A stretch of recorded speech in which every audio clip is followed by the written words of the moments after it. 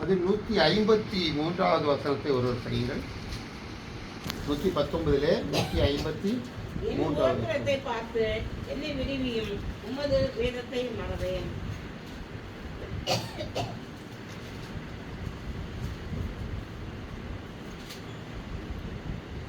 என் உபத்திரவத்தை பார்த்து என்னை விடுவியும்.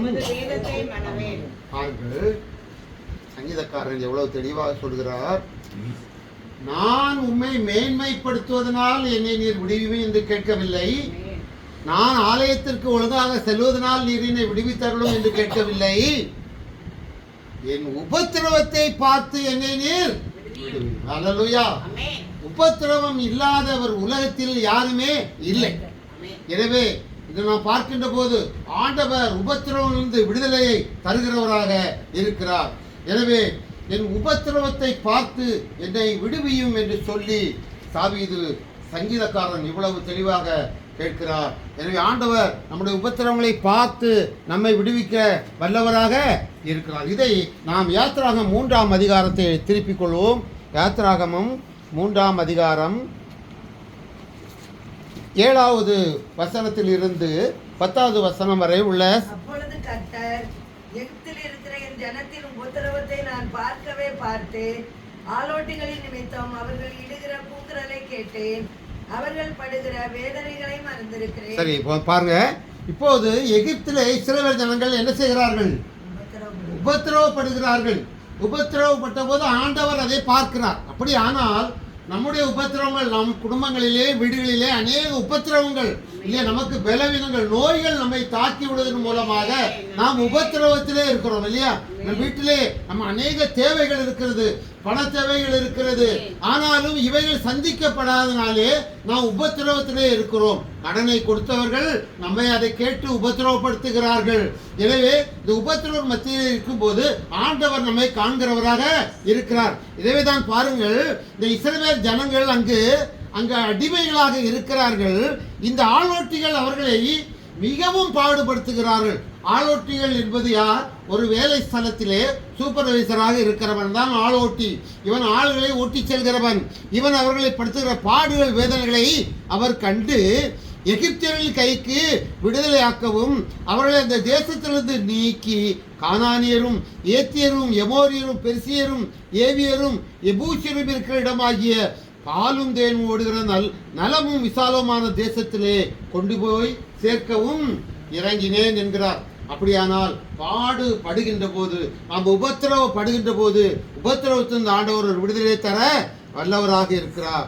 10வது வசனம் சொல்கிறது, நீ இஸ்ரவேல் புத்திரராகிய என் ஜனத்தை எகிப்திலிருந்து அழைத்து வரும்படி உன்னை நான் பார்வோனிடத்திற்கு அனுப்புகிறேன். பார்வோனிடத்திற்கு இந்த ஜனங்களை விடுதலைப்படுத்தும்படியாக பார்வோனிடத்துக்கு அனுப்பும்படியாக ஆண்டவர் யாரை தெரிந்து கொள்கிறார்? மோசேயை தெரிந்து கொள்கிறார். ஹல்லேலூயா. இப்படியாக நம் குடும்பங்களில் அநேக பிரச்சனைகள், கவலைகள், கண்ணீர்கள், உபத்திரவங்கள் வருகின்ற போது ஆண்டவர் யாரையாவது கொண்டு நம்மை சந்திக்க வல்லவராக இருக்கிறார். ஹல்லேலூயா. எனவே உபத்திரவங்கள் மத்தியிலே நாம் கஷ்டப்பட்டு கொண்டு கண்ணீர் பட்டு கொண்டு இருக்கிறோமோ, ஆண்டவரே என்னுடைய உபத்திரவத்திலே என்னை நீர் விடுவியும் என்று நாம் அவரிடத்திலே கேட்போமானால், அதன் 2வது சொல்கிறது, நம்முடைய வார்த்தையை, அவருடைய வேதத்தை நான் மறவேன். நாம் அநேக நன்மைகளை பெற்றுக்கொண்டு நாம் வேதத்தை மறந்து விடுகிறோம் இல்லையா. எனவே மீண்டும் சங்கீதக்காரன் சொல்கிறார், நான் உங்களுடைய வேதத்தை மறவேன் என்று சொல்கிறார். யோபு 30வது அதிகாரத்தை திருப்பிக் கொள்ளுங்கள். யோபு 30வது அதிகாரம் 16வது வசனத்தை ஒருவர் படிங்கள். யோபு 30:16. ஆகையால் இப்போது என் ஆத்துமா என்னில் முறிந்து போயிட்டு, உபத்திரவத்தின் நாட்கள் என்னை விடித்து கொண்டது. யோபு எவ்வளவோ ஆசி உள்ளவனாக இருந்தாலும் அவன் இப்போது உபத்திரவத்துக்குள்ளாக இருக்கிறான். உபத்திரவத்துக்குள்ளாக இருக்கின்ற போது அவன் வேறு யாரையும் நாடி செல்லவில்லை. அவன் என்ன செய்கிறார்? இறைவனை, ஆண்டவரை தேடுகிறார். ஆண்டவரிடத்திலே தன்னுடைய காரியங்களை எல்லாம் முறையிடுகிறவராக இருக்கிறார். ஆண்டவரே, என் உபத்திரவத்தின் நாட்கள் என்னை பிடித்து கொண்டது என்று சொல்கிறார். 13ஆம் வசனம், என் பாதையை கெடுத்து என் ஆபத்தை வர்த்திக்க பண்ணுகிறார்கள். அதற்கு அவர்களுக்கு ஒத்தாசை பண்ணுகிறவர்கள் தேவையில்லை. பெரிதான திறப்பு உண்டாக்கி தாங்கள் கெடுத்த வழியில் புரண்டு வருகிறார்கள். பயங்கரங்கள் என் மேல் திரும்பி வருகிறது. அவைகள் காற்றைப் போல என் ஆத்துமாவை பின்தொடர்கிறது. என் சுகவாழ்வு ஒரு மேகத்தை போல கடந்து போயிற்று. அவர் சுகவாழ்வு ஒரு மேகம் எப்படி கடந்து செல்லுமோ அதே போல கடந்து போயிட்டு, ஆண்டவரே நான் எவ்வளவு செழிப்பாக இருந்தேன், என்னுடைய மந்தைகள் எவ்வளவு இருந்தது, என்னுடைய பிள்ளைகள் எத்தனை இருந்தார்கள், எவ்வளவு செழிப்பாக நான் இருந்து உமக்கு நான் பலிகளை செலுத்தி வந்தேனே, இப்போ என்னுடைய சுக வாழ்வு ஒரு மேகம் கடந்து போறதை போல கடந்து போயிட்டு என்று சொல்லுகிறார். ராக்காலத்திலே என் எலும்புகள் துளைக்கப்பட்டு என் நரம்புகளுக்கு இளைப்பாறுதல் இல்லாதிருக்கிறது. அவர் வேதனையை அவர் சொல்கிறார். எலும்புகள் துளைக்கப்படுகிறது என்று சொல்கிறார். நோயின் உக்கிரகத்தினால் என் உடுப்பு வேறுபட்டு போயிற்று. அது என் அங்கியின் கழுத்துப்பட்டை போல என்னை சுற்றி கொண்டது. சேற்றிலே தள்ளப்பட்டேன், தூளுக்கும் சாம்பலுக்கும் ஒப்பானேன். உம்மை நோக்கி கூப்பிடுகிறேன், நீரே எனக்கு மறு உத்தரவு கொடாதிருக்கிறீர். கெஞ்சி நிற்கிறேன், நீர் என்னை பாராமல் இருக்கிறீர். பாருங்கள், நம்முடைய விண்ணப்பங்களும் அப்படித்தானே இருக்கிறது. ஆண்டவரே, நான் உண்மை கெஞ்சி நிற்கிறேன், உன்னை கூப்பிட்டு கொண்டே இருக்கிறேன். உமக்கு உன் மீது என்னுடைய விண்ணப்பங்களை உமக்கு நான் செலுத்திக் கொண்டே இருக்கிறேன், விண்ணப்பிக்கிறேன். ஆனாலும் அதை நீர் கேளாதவர் போல இருக்கிறீரே என்று சொல்லி நாம் விண்ணப்பிக்கிறோம் அல்லவா? யோபு உபத்திரவ நாட்கள், அந்த உபத்திரவப்பட்ட நாட்களிலே அவர் இத்தனை பாடுகளை பட்ட போது அவர் ஆண்டவரிடத்திலே முறையிடுகிறார். ஆண்டவரே, நான் என்னுடைய பாடுகள், என்னுடைய உபத்திரவங்கள் மிகவும் அதிகமாகிவிட்டது என்று சொல்கிறார். இப்போது ஆண்டவர் 42ஆம் அதிகாரத்திலே பார்ப்போமானால், கர்த்தர் யோபன் முன்னிலைமை பார்க்கிலும் அவன் பின்னிலைமை ஆசீர்வதித்தார். 14,000 ஆடுகளும் 6,000 ஒட்டகங்களும் 1000 ஏர்களும் 1000 கழுதைகளும் அவனுக்கு உண்டாயிருந்தன என்று சொல்லி நாம் பார்க்கின்ற போது அவருடைய பிள்ளைகள் அவரை பற்றி அதிலேயே சொல்லியிருக்கிறது. கடைசியாக ஆண்டவர் சொல்வார், யோபு நெடு நாட்களாக இருந்து பூரண வயது உள்ளவனாக மரித்தான். அவன் பட்ட பாடுகளை நாம் பார்க்கிறோம் இல்லையா? அவனுக்கு வியாதி நோய் தோள்களிலே அவன் ஓட்டை வைத்து சுரண்டி கொண்டிருந்தான் என்று பார்த்தோம். இவ்வளவு பாடுகள் பட்ட போதிலும் அவன் ஆண்டவரை மறுதலிக்கவில்லை.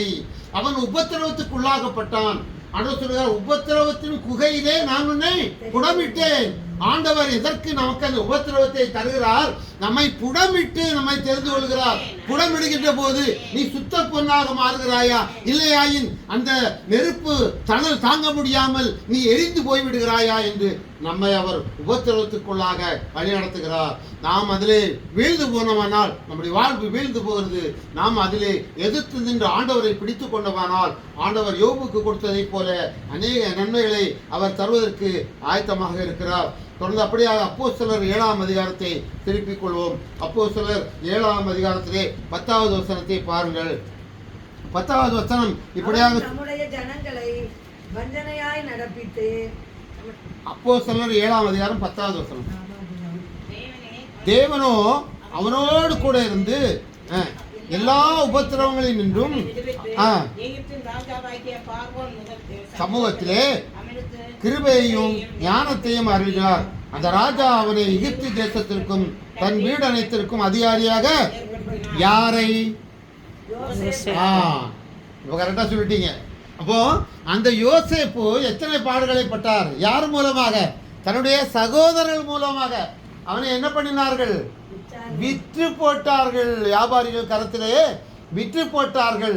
அப்போதும் உபத்திரவம், அவன் சகோதரர்களால் உபத்திரப்பட்டான். ஆனாலும் அவன் வீழ்ந்து போகவில்லை. வேதவசனம் சொல்கிறது, தேவனோ அவனோடு கூட இருந்து எல்லா உபத்திரவங்களில் நின்றும் அவனை விடுவித்து எகிப்தின் ராஜாவாகிய பார்வோன் சமூகத்திலே அவனுக்கு கிருபையும் ஞானத்தையும் அருளினார். அந்த ராஜா அவனை அந்த தேசத்திற்கு தன் வீட்டனைத்திற்கும் அதிகாரியாக ஏற்படுத்தினார். அதன் பின்பு பார்க்கிறோம், எகிப்து கானான் என்னும் தேசங்களில் எங்கும் பஞ்சம் மிகுதியாக உண்டாயிற்று, வருத்தம் உண்டாயிற்று.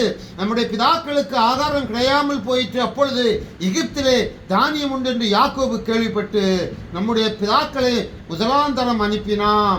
2ஆம் தரம் யோசேப்பு தன்னுடைய சகோதரருக்கு தன்னை தெரியப்படுத்தினான். யோசேப்புடைய வம்சமும் பார்வோனுக்கு தெரிய வந்தது. பின்பு யோசேப்பு தன்னுடைய தகப்பன் யாக்கோபையும் தன்னுடைய இனத்தார் யாவருமாகிய 75 பேரை அழைக்க அனுப்பினான். இப்போது உபத்திரவப்படுத்தினவர்கள் தானியம் இல்லாதபடிக்கு அங்கு பஞ்சத்திலே மூழ்கி இருக்கிறார்கள். இப்போது எங்கு எகிப்திலே தானியம் உண்டு என்று கேள்விப்பட்டு எகிப்துக்கு வருகிறார்கள். ஆனால் யோசேப்பு அவர்களை புறம்பே தள்ளவில்லை. ஒருவேளை நாம் பிறரால் வருத்தப்படுத்துகிறோம், உபத்திரவப்படுத்தப்படுகிறோம் என்றால் அவர்களை தள்ளி விடுகிறோமா? அவர்களோடு நாம் பாசமாக இருக்கிறோமா? நீங்கள் சிந்தித்து பாருங்கள். இந்த யோசேப்பு அப்படி செய்யவில்லை. உபத்திரவப்படுத்தினவர்களோடு அவன் எப்படி இருந்தான்? அவர்களுக்கு தானியம் கொடுத்து அவர்களை மகிழ்வித்தான். அப்படி மகிழ்வித்தபடியினாலே ஆண்டவர் அந்த ராஜா அந்த தேசத்துக்கு ராஜாவாக மாற்றினார். அல்லேலூயா.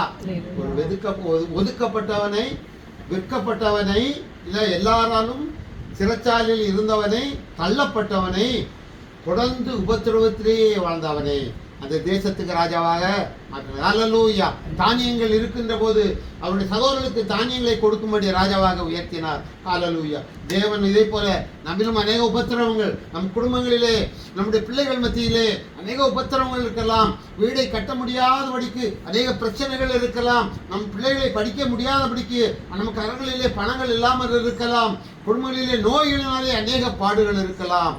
அதாவது நான் உபத்திரவத்துக்குள்ளாக கடந்து வருகிறேன் அப்பா, என்னை நீர் நோக்கி பாரும் என்று நாம் அழைக்கின்ற போது ஆண்டவர் யோசேப்பை உயர்த்தினது போல நம்மையும் உயர்த்த வல்லவராக இருக்கிறார். ஹல்லேலூயா. கர்த்தர் தாமே இந்த வார்த்தைகளால் நம்மை ஆசீர்வதிப்பாராக. ஆமென்.